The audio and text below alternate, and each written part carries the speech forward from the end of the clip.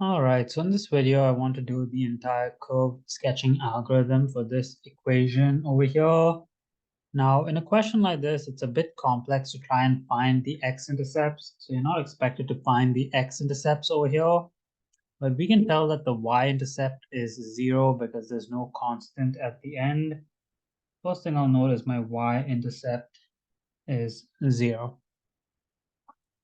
Now, I'm going to start by deriving this equation. If I derive it, it's 4x cubed minus 12x squared minus 16x plus 48. Then I want to make this equal to 0 and I want to solve this. 0 equals, I can actually common factor out a 4 over here. And I have x cubed minus 3x squared minus 4x plus 12. Now I need to factor this using my factor theorem and synthetic division from advanced functions. I'm going to test multiples of 12 to see whether I get a remainder of 0. So let me start with f of 1. I'm just going to solve it in this equation over here.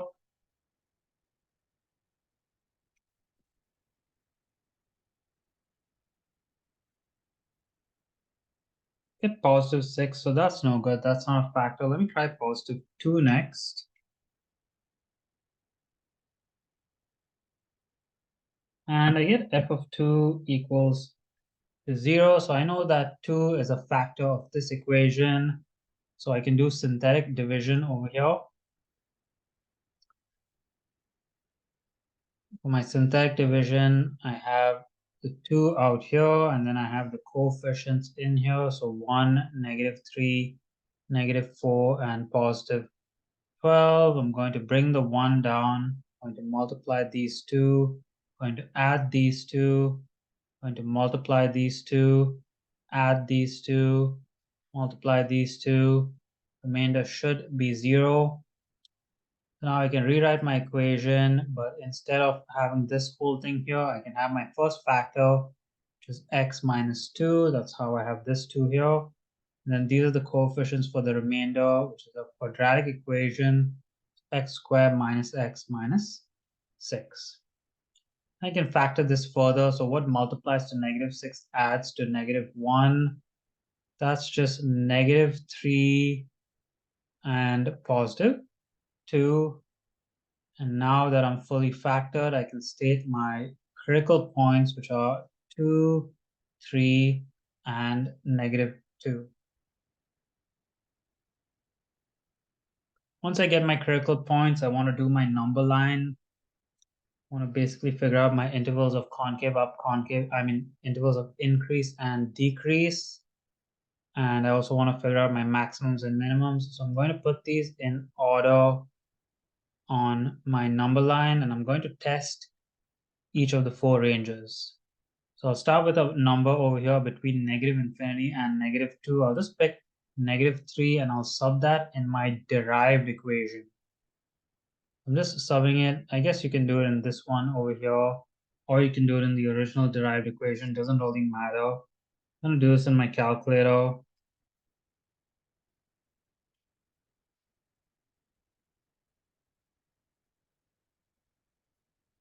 Get a negative 120.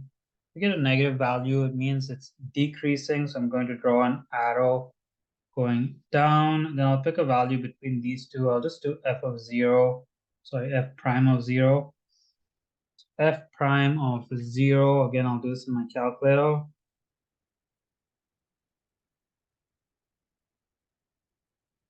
Positive 48, which is positive, which means it's increasing. And then you can test a value here. You can test f prime of 2.5. I know that I'm going to get a negative value because this is a simple quadratic equation, although I should test it to be 100% sure. I will test it out. No point in not being 100% safe and then making a mistake. I get negative 4.5, so it is negative, and then the last one should be positive. It's just by the rules of quadratics. Kind of should know that, but I'll just do the test. just to have all the work done. So I'll test f prime of positive 4, get positive 48. So I know that this is increasing. So now I can tell that this over here, if I connect these two, this is a minimum, this is also a minimum, and this is a maximum. So I have a minimum at -2 and something. I have a minimum at +3 and something, and I have a maximum at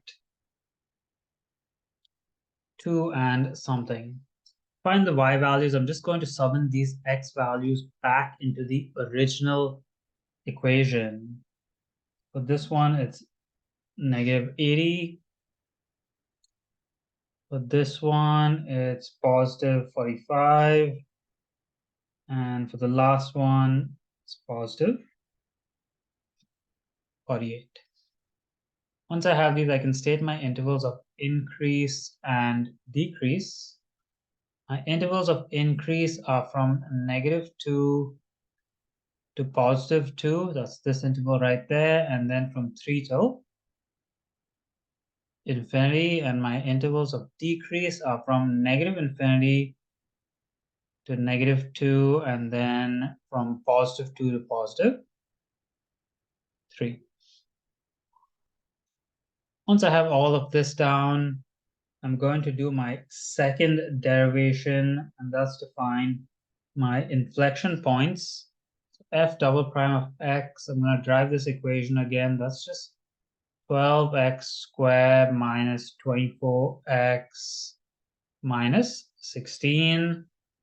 Then I need to factor this. So I can take out a common factor of 4, 3x squared minus 6x minus 4.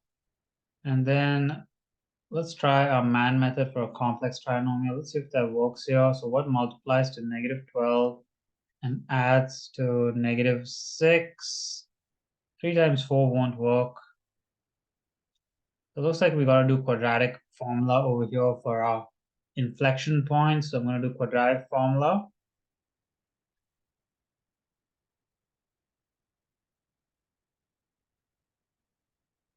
Hopefully you know your quadratic formula. I'm not going to be explaining it in this video. Just going to show the calculations really quick.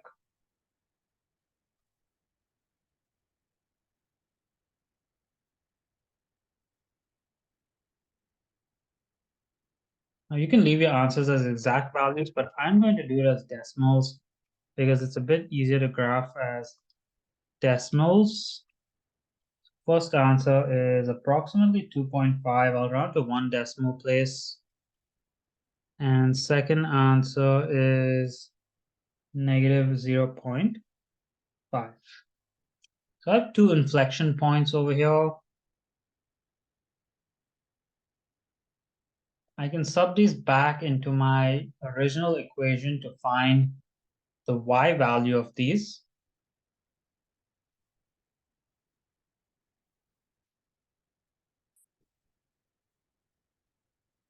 So 2.5 will be 46.6, and -0.5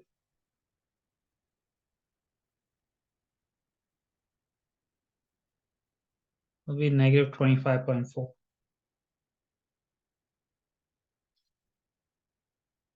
Then I'm going to do my number line for my inflection points. So I'm going to put my 2 inflection points on my number line, -0.5, +2.5, and I'm going to test these 3 ranges for my concave up and concave down ranges. So I'm going to start with f double prime of -1. Remember, we're solving this in this derived equation or this one here, whichever one. I'm just going to use the first one. So that's easier to type in my calculator.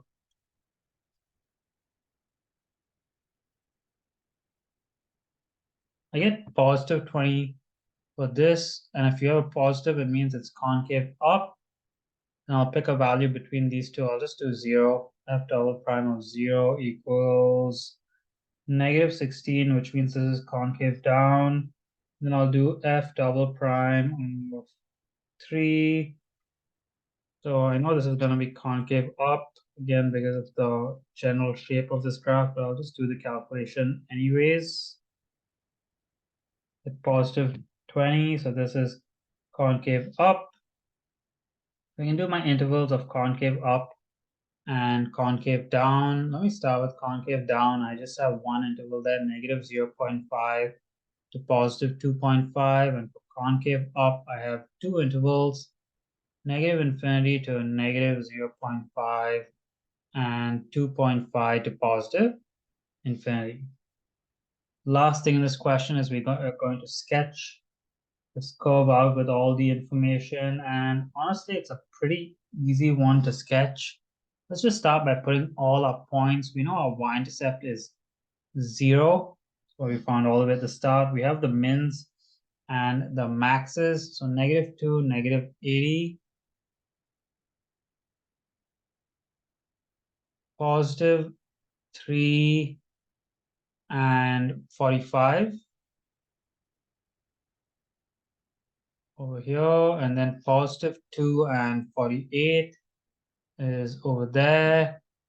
And then we have the inflection points, which are 2.5 and 46.6 and negative 0.5 and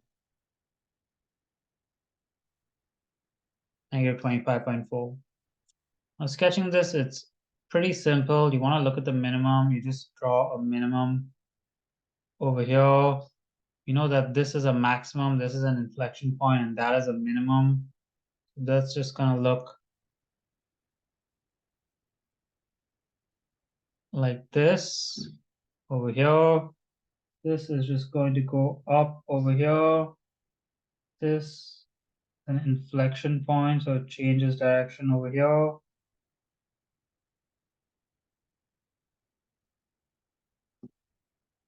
And that's kind of what the graph looks like. Not the best drawing, I know. Should have probably done it with pencil and a bit more neat, but I think you get the idea. This is all concave up, and this over here is all concave down technically. At this point, I should have probably put it a bit to this side, so it looks a bit better.